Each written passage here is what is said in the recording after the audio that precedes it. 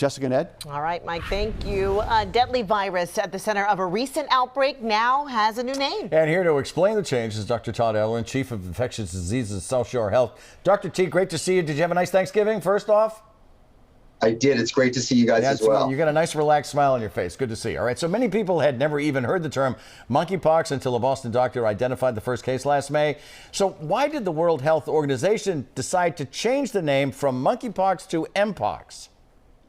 Right. So, Eddie, what WHO had heard is that people were feeling stigmatized by the name monkeypox, and there were some sort of racist type themes that were being conjured up by it. The truth of the matter is monkeypox, monkeys don't really have much to do with monkeypox. It's only that when monkeypox was first described, it was in the late 1950s in Denmark. There were caged monkeys that first got the disease. Since that time, monkeys have not been the vector of this disease. It's not the reservoir. It's really more rodents than anything else. And now globally, we know that human-to-human transmission is really the key. So they decided to change the name. They thought about this for the past few months and came up with mpox. So from now on, I'm going to be calling it mpox. You could argue, is that really a name change or more of an abbreviation? But in the end, that's what they came across. I think the important point is we have to do everything in our power to reduce stigma and to really eliminate barriers to public health. And if that means a name change, then I think that's necessary.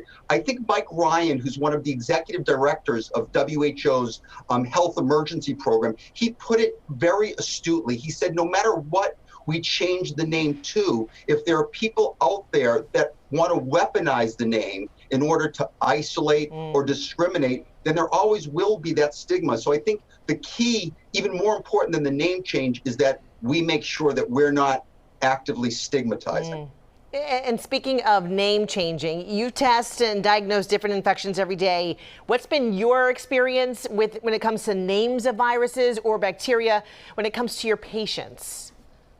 Right. So really what you're asking is, what's the importance of a name? Right. I actually think it is important, Jessica, because let's think about it. If I tell you your child has the common cold, that evokes something in you. If you hear it's influenza or COVID or something else, it allows us to be able to communicate with each other. It allows us to think about what is the collateral damage. So I think names are important. Where names have been really misused and misrepresented is back in the HIV era, back in 1981. Before HIV was a name, we called it GRID.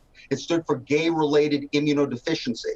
Even though there were men who had sex with men who were being diagnosed with HIV, calling it GRID was not only stigmatizing them, but it was actually disinformation. Because right now, today, if you look globally, 55% of HIV patients are actually females. So, and back then, when you're calling it GRID, it makes vulnerable people think, oh, I don't have to worry about this. This is something that can only be, transmitted to men who have sex with men, and that's absolutely not the case. Heterosexual men, heterosexual women, women who have sex with women, all in other populations were put at risk because of the name. So sometimes names are important. Dr. T, I want to, I want to bring you into our world. So here's the point. I'm guessing it's a good sign that we have not reported about mpox infections for a few weeks. Is the outbreak finally over?